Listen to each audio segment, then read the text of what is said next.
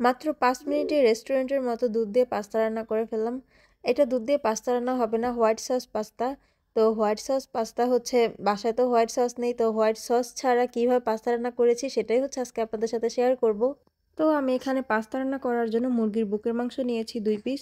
তো সেই 2 পিসকে এখন ছোট ছোট পিস করে কেটে নিব।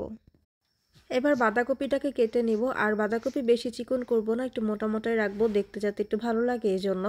তারপরে হচ্ছে পেঁয়াজটাকে হচ্ছে স্কোয়ারভাবে কেটে নিব, এটা বেশি কুচি কুচি করব না, বেশি কুচি কুচি করলে দেখা গেছে গলে যাবে। আর আমি যেহেতু বাঁধাকপিটা তারপর পেঁয়াজটা আস্তে আস্তে রাখবো, এই জন্য বেশি মোটা মোটা করেই কাটাকুটি করলাম। সব কিছু কাটা শেষ, এবার হচ্ছে আমি পাস্তাটাকে সিদ্ধ করে নিব। তো পাস্তা সিদ্ধ করার জন্য আমি একটু সয়াবিন তেল তারপর লবণ দিয়ে হচ্ছে পাস্তাটা সিদ্ধ করে নিতেছি। এর ফলে হবে কি যে পাস্তা একটার সাথে একটা লেগে যাবে না। এখন হচ্ছে রান্না করব। তো প্রথমে হচ্ছে আমি পেঁয়াজ কুচি দিয়ে দিলাম, তারপরে হচ্ছে মুরগির কিমাটা মানে মুরগির কুচিটা দিয়ে দিলাম।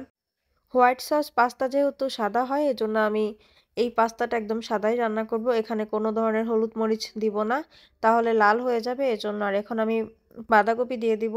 আর চুলার আঁচটা হচ্ছে মিডিয়ামে রেখেছি যাতে পুড়ে না যায়। আর আমি এটা বারবার নাড়তেছি যাতে নিচ থেকে লেগে না যায়, কারণ নিচ থেকে লেগে গেলে খেতেও ভালো লাগবে না, দেখতেও সুন্দর লাগবে না।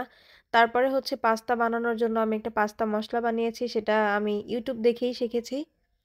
পাস্তা মশলা দেওয়ার পর এবার হচ্ছে আমি একটু সয়া সস দিয়ে দিব। আর এই সয়া সসটার মধ্যে এমনিতেই অনেক বেশি লবণ, মানে লবণ কি বলবো, লবণের জ্বালায় মুখেই দেওয়া যায় না, এজন্য আমি আলাদা করে কোনো ধরনের লবণ অ্যাড করি না কখনোই নুডলস রান্না করলে বা চাউমিন পাস্তা রান্না করলে।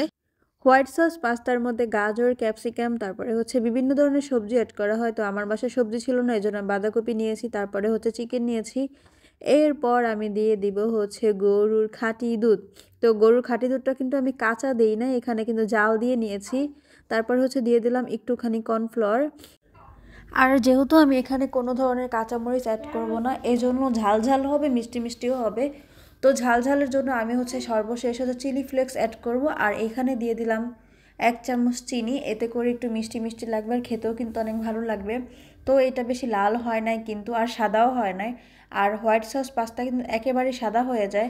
অনেক উপাদান ইউজ করে এখানে, বাট আমার এত বেশি উপাদান ছিল না, তাই অল্প দিয়েই হচ্ছে যে এরকম হালকা হালকা যে কালার অফ হোয়াইট কালার হয় না, তো অফ হোয়াইট কালার হয়ে গেছে এই পাস্তাটা। আর এই পাস্তার নাম দিয়েছি আমি অফ হোয়াইট পাস্তা। আমাদের মতো গরিব মানুষেরা চাইলেও কিন্তু হোয়াইট সস পাস্তা খেতে পারে না, তাই হচ্ছে অফ হোয়াইট পাস্তা রান্না করে খায়। কি আর করার, গরিব যখন হয়েছি তখন গরিবের মতোই হচ্ছে চলতে হবে, গরিবের মতোই হচ্ছে খেতে হবে। তো যেটা ছিল সেটা দিয়েই হচ্ছে এই তো অফ হোয়াইট পাস্তা রান্না করা প্রায় শেষ হয়ে গেছে। পাস্তা রান্না করা শেষ, এবার হচ্ছে আমি 2টা বাটিতে বেড়ে নিলাম, একটা বাটি আমার জন্য আর একটা হচ্ছে ভাবির জন্য। তো আমি না খেয়েই হচ্ছে ফার্স্টে ওনাকে দিতে গেলাম, আর কেমন হয়েছে সেটা জিজ্ঞাসা করলাম। উনি খেয়ে বলেছে ঝাল ঝাল মিষ্টি দুইটাই হয়েছে, তবে নাকি অনেক বেশি খেতে মজাও হয়েছে। এটা কিন্তু রেস্টুরেন্টের মতো হোয়াইট সস পাস্তা না, এটা হচ্ছে আমার বানানো অফ হোয়াইট পাস্তা।